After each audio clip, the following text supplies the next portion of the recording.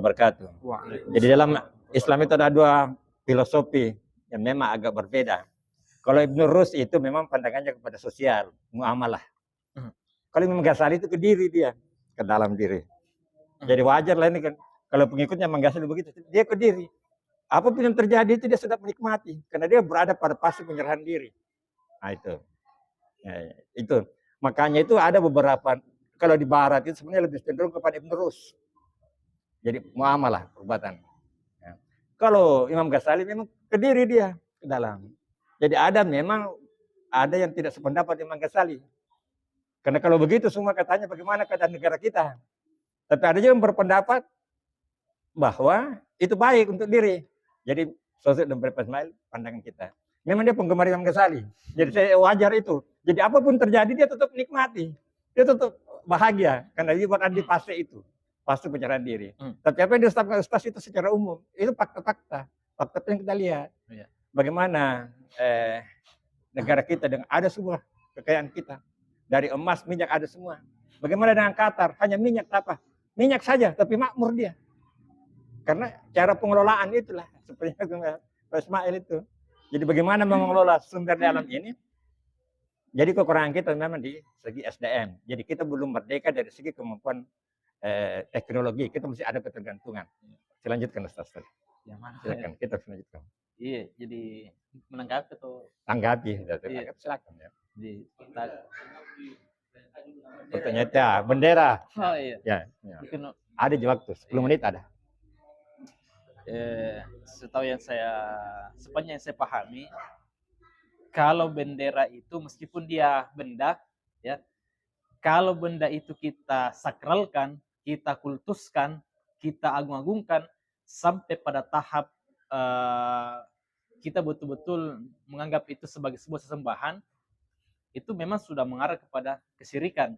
Jadi memang perlu kehati-hatian Pak, karena jangan sampai kita tidak menyadari bahwa sikap kita, perbuatan kita yang terlalu berlebih-lebihan, bahkan sampai pada tahap mengkultuskan, mensucikan, mengagung-agungkan bendera itu bisa mengantarkan kita atau berpotensi mengantarkan kita kepada kesyirikan. Karena dalam pandangan Islam, satu-satunya zat yang pantas untuk kita agungkan, pantas kita sucikan, pantas kita sakralkan hanya Allah Subhanahu wa taala. Tidak boleh makhluk itu kita sejajarkan dengan posisinya sama dengan Allah Subhanahu wa taala, karena itu sudah masuk pada kategori menyejajarkan Allah Subhanahu wa taala. Padahal Allah Subhanahu wa taala itu laisa kamitslihi syai'un. Tidak ada yang semisal setara dengan dia. Jadi Allah itu maha tinggi. Al-Islamu ya'lu wa la yu'la alaihi. Islam itu tinggi dan tidak ada satupun yang bisa menandingi ketinggian Islam. Sama dengan Allah.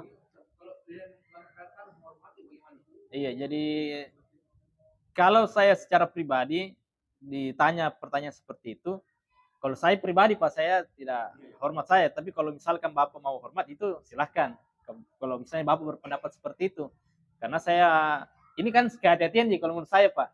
Kehati-hatian, jangan sampai kita sudah sampai pada tahap tadi yang saya bilang. Kita mensakralkan, mensucikan, bahkan sampai mengkultuskan. Istilahnya sudah sejajar antara bendera yang kita hormati itu dengan Allah Subhanahu wa taala sebagai pencipta kita. Jadi ini sebenarnya lebih kepada kehati-hatian Pak. Seperti itu. Pertanyaannya Pak? Seperti itu Pak. Pertanyaannya Pak Andi itu. Iya, silakan Pak. Iya.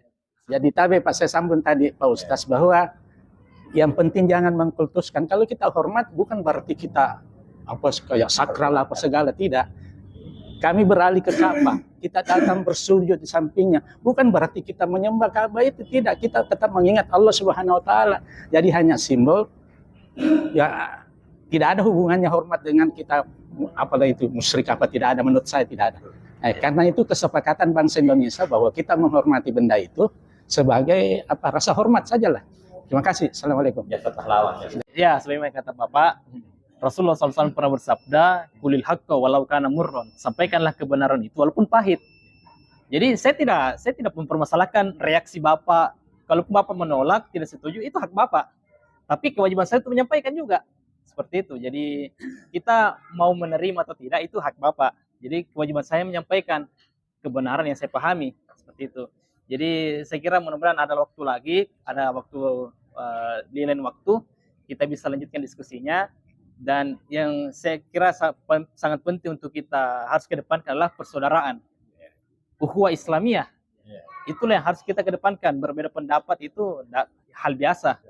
Yang penting kita tetap kedepankan ukhuwah Islamiyah, persaudaraan di atas akidah Islam. Kita sama-sama Muslim.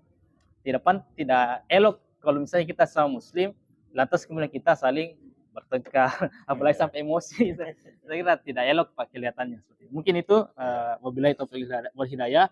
Wassalamualaikum warahmatullahi wabarakatuh.